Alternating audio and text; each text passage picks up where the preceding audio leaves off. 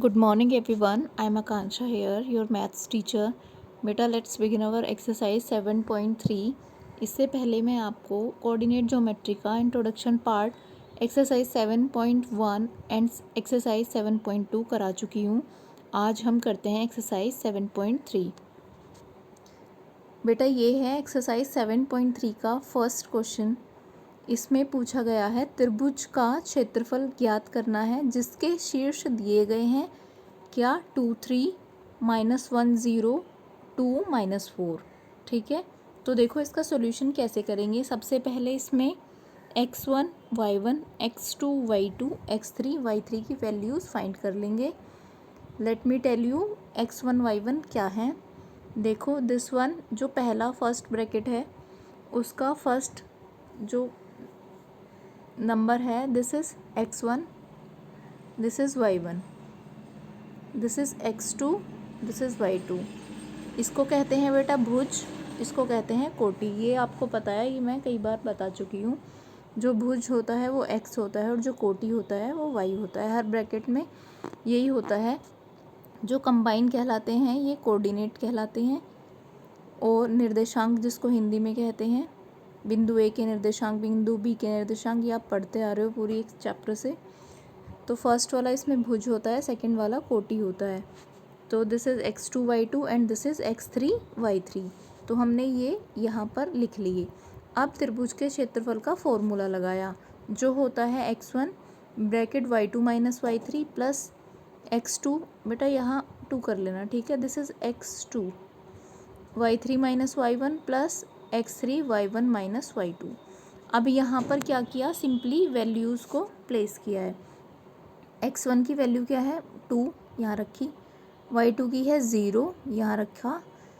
y3 की है -4. देखो एक माइनस तो ये ब्रैकेट वाला है जो फॉर्मूले में है कि -4 y3 की वैल्यू है, इसलिए 2 माइनस आए हैं यहाँ पर. जब 2 माइनस आए हैं तो हमने यहाँ करली ब्रैकेट का भी यूज़ किया है. अब प्लस x2 की वैल्यू, x2 की क्या है -1, यहाँ रख दी.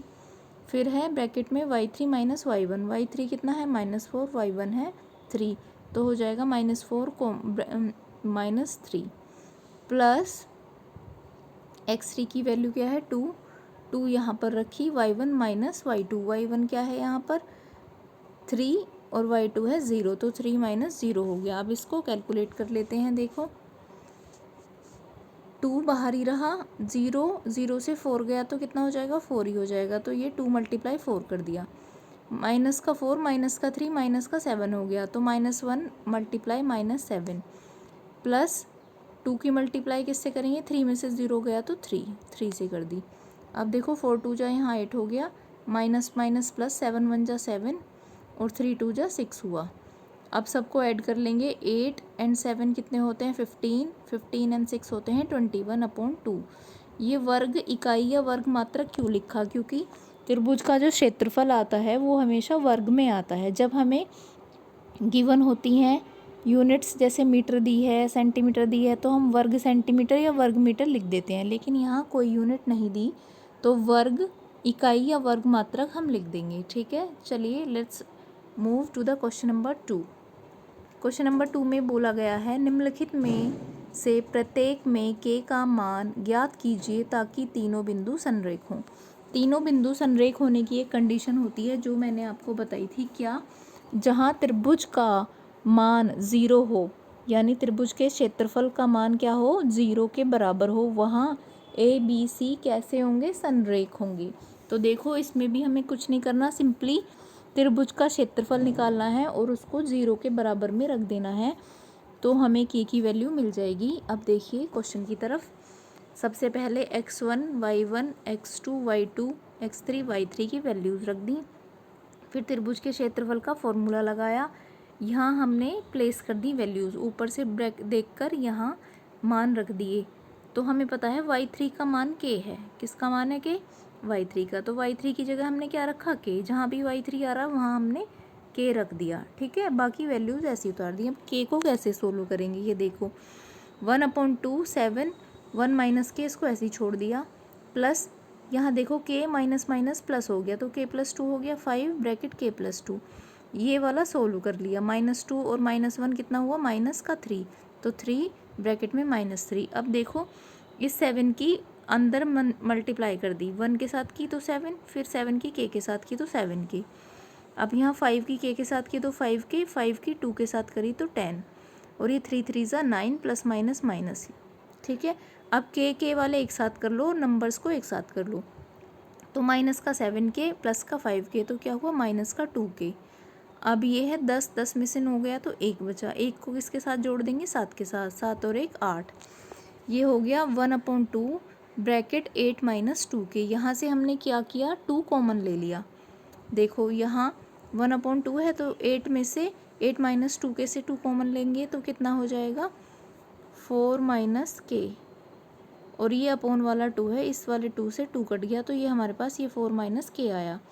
अब क्योंकि ABC संरेख हैं, ये सिंस का सिंबल होता है 3 डॉट्स, तो हम इसको कहेंगे सिंस ABC संरेख हैं, तो त्रिभुज का क्षेत्रफल क्या हो जाएगा 0, जो क्या आया यहाँ हमारा 4 - के, 4 - के बराबर 0 रख दिया तो के बराबर क्या आ गया 4 आ गया।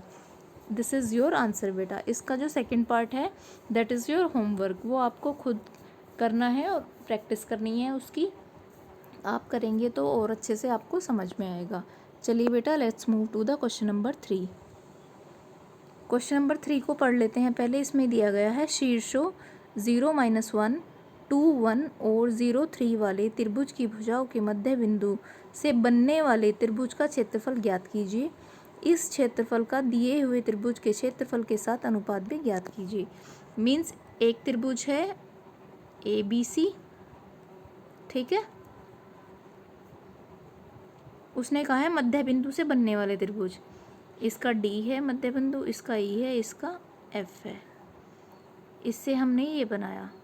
तो हमें इस वाले पोर्शन का क्षेत्रफल ज्ञात करना है और इस वाले का भी, पूरे का भी, त्रिभुज का भी ज्ञात करना है। फिर बड़े वाले त्रिभुज का अनुपात निकालना है छोटे वाले त्रिभुज के साथ। ठीक है, this is not difficult at all. बड़े वाले त्रिभुज का तो इजीली आप निकाल ही दोगे, जैसे अभी निकालते आ रहे हैं। छोटे वाले का भी निकालेंगे, पहले मध्य बिंदु के निर्देशांक ज्ञात करके तब। देखो अब त्रिभुज ABC का निकाल लिया, ये तो आपको पता ही है। ये ABC के कोऑर्डिनेट्स हैं x1 y1 x2 y2 x3 y3, यहाँ से मिले, हमने यहाँ फॉर्मूले में रखा, 4 वर्ग मात्रक हमारे पास त्रिभुज का क्षेत्रफल आ गया। अब देखो मध्य बिंदु निकालने का पता ही है आपको, कैसे निकालते हैं। जैसे ये भुजा है AB, इसके हमें मध्य बिंदु निकालने हैं, तो इसके 2 कोऑर्डिनेट्स हैं, क्या क्या हैं, यहाँ पर x1 y1 है और इधर है x2 y2। तो आपको पता ही है फॉर्मूला क्या होता है, x1 + x2/2 coma y1 + y2/2। ठीक है, यही होता है फॉर्मूला। ये देखो यहाँ हमने फॉर्मूला अप्लाई कर दिया। अब देखो बेटा x1 की वैल्यू क्या है 0, x2 की है 2, तो 0 + 2/2 कितना आ गया 1 आ गया। 2 से 2 को भाग करेंगे 1 आया।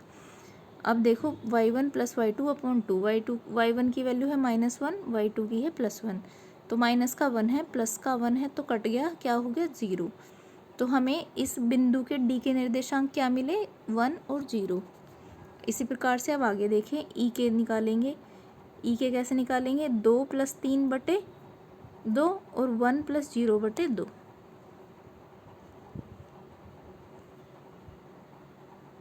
ये देखो ये निकाले हमने, 2 + 0/2 और 1 + 3/2, तो क्या आया हमारे पास 1 और 2, इसके निर्देशांक आए। इसी टाइप से हमने F के निकाले, 0 + 0/2 और -1 + 3/2 आ गए हमारे पास क्या 0 1। यानी त्रिभुज हमें जो छोटा वाला त्रिभुज है DEF इस टाइप से है, वो यहाँ D, यहाँ E और यहाँ F, तीनों के निर्देशांक क्या क्या मिल गए, D के मिल गए 1 0 इसके, E के मिल गए 1 2 इसके, और F के मिल गए 0 1। ठीक है, अब बेटा आप क्या करेंगे, अब हम त्रिभुज DEF का यानी इस वाले त्रिभुज का क्षेत्रफल निकालेंगे। देखो ये फॉर्मूला लगा के हमने क्षेत्रफल निकाल दिया, जो आया कितना 1 वर्ग मात्रक। अब इसको बेटा हम कंपेयर करेंगे किससे, बड़े वाले त्रिभुज से, अनुपात निकालने के लिए। देखो निकाल दिया हमने, दोनों त्रिभुजों के क्षेत्रफल का अनुपात 1/4, क्योंकि 1 का 1 आया, 1 का 4 सिंपल। अगर 2:4 आता तो हम एक बार इनको काट लेते, 1:2 आंसर आ जाता। लेकिन जब ये आया है 1 और 4 तो यही हमारा आंसर होगा, 1:4। बेटा क्वेश्चन नंबर 4 जो है वो मैंने आपको बताया भी था ग्रुप में कि वो है चतुर्भुज के क्षेत्रफल हमें दे दिए, चतुर्भुज का क्षेत्रफल हमें निकालना है और उसके कोऑर्डिनेट्स हमें दे दिए थे। तो उसका सिंपल वाला फॉर्मूला लगाएंगे और मान रखेंगे और and you will get the answer. Now let's move to the question number 5। This is किसी त्रिभुज की एक माध्यिका उसे बराबर क्षेत्रफलों वाले दो त्रिभुजों में विभाजित करती है। उस त्रिभुज के लिए यह सिद्ध कीजिए कि शीर्ष ए बराबर ये, मतलब उस त्रिभुज के लिए हमें यह सिद्ध करना है जिसके शीर्ष हमें दे दिए गए। ठीक है, ये मैंने आपको समझाया भी था कि त्रिभुज की जो माध्यिका होती है वो त्रिभुज को दो बराबर भागों में बांटती है, यही हमें सिद्ध करना है। तो देखो यहाँ त्रिभुज ए बी सी के निर्देशांक हमने लिख लिए, त्रिभुज के ए के बी के और सी के कोऑर्डिनेट्स हमने लिख ली। यहाँ से x1 y1 x2 y2 और x3 y3 की वैल्यूज़ भी पुट कर दी। अब त्रिभुज ए बी सी का क्षेत्रफल हमने निकाल लिया with the help of this formula. तो इस फॉर्मूले की हेल्प से क्षेत्रफल निकाला तो व्हाट वी विल गेट, यहाँ हमें मिला 6। ठीक है, 6 वर्ग मात्रक। ये देखो बच्चों आया है 1/2, ब्रैकेट में आया है -12।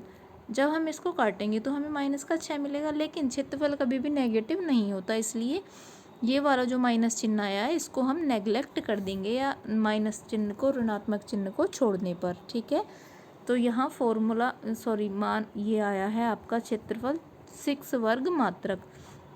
अब हमें निकालना है त्रिभुज ए बी डी का। देखो पहले एक बार चित्र को देखो, ए बी डी है कहाँ, ये रहा ए बी डी, यानी अब हमें इस वाले त्रिभुज का क्षेत्रफल निकालना है। ठीक है, इस वाले त्रिभुज का क्षेत्रफल निकालने के लिए हमें डी जो यहाँ लिखा हुआ है उसके निर्देशांक ज्ञात करने हैं। उसके कैसे करने हैं, मध्य बिंदु के अभी मैंने आपको सिखाए थे, x1 + x2, x1 का मान क्या है यहाँ पर 3, x2 का है 5, 3 + 5/2 कितना हो गया 5 और 3 8, 8 को 2 से भाग करेंगे तो आया 4। y1 + y2, y1 कितना है -2, y2 कितना है +2/2, तो -2 +2 क्या हो गया 0, 0 को किसी भी नंबर से भाग करते हैं तो 0 ही मिल जाता है। तो हमें डी के निर्देशांक क्या मिले 4,0। देखो बच्चों इसको आप लिख लेना अपनी कॉपी में, मैं यहाँ लिखना इसको भूल गई थी, यहाँ पर आएगा ये, यहाँ आएगी ये वाली चीज़। ठीक है, जो मैंने अभी आपको निकाल के दिखाए हैं डी के निर्देशांक।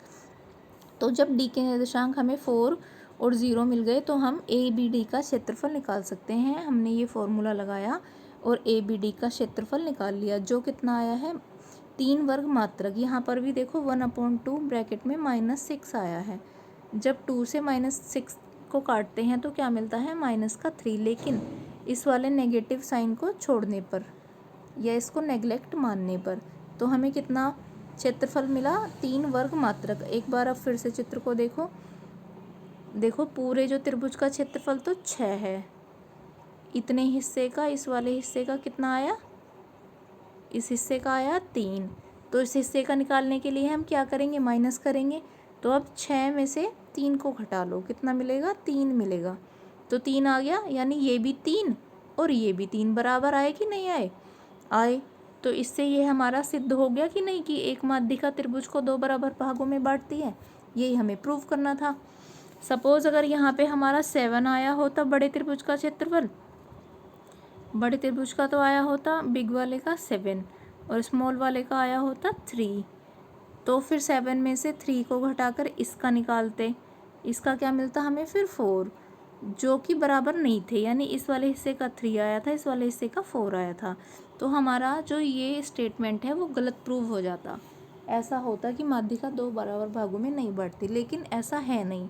ये यूनिवर्सल ट्रुथ है कि माध्यिका जो होती है, माध्यिका नाम ही उसका माध्यिका है, यानी बीचों बीच से गुजरती है, वो त्रिभुज को दो बराबर हिस्सों में ही बांटती है। ठीक है, अब आगे हम क्वेश्चन को देख लेते हैं। आई होप यहाँ तक आपको ये क्लियर हो गया होगा। तो बेटा यहाँ 3 आया, दूसरे का 6 आया। देखो जैसे मैंने अभी आपको करके दिखाया था वैसा ही सेम हमने यहाँ किया है। ए सी डी का क्षेत्रफल कैसे निकाला, सी के क्षेत्रफल से ए बी डी का घटा दिया, 6 माइनस 3 तो 3 आ गया, 3 वर्ग मात्रक। फिर लिख देंगे हम, अतः स्पष्ट है कि त्रिभुज ए बी सी की माध्यिका A D A B C को दो समान क्षेत्रफल वाले भागों में बांटती है। It's proved. यही हमें प्रूव करना था और ये हमने प्रूव कर दिया। ओके, आई होप ये एक्सरसाइज आपको क्लियर है। चलिए बेटा, अब हम अपनी वीडियो को क्लोज करते हैं। Take care everybody.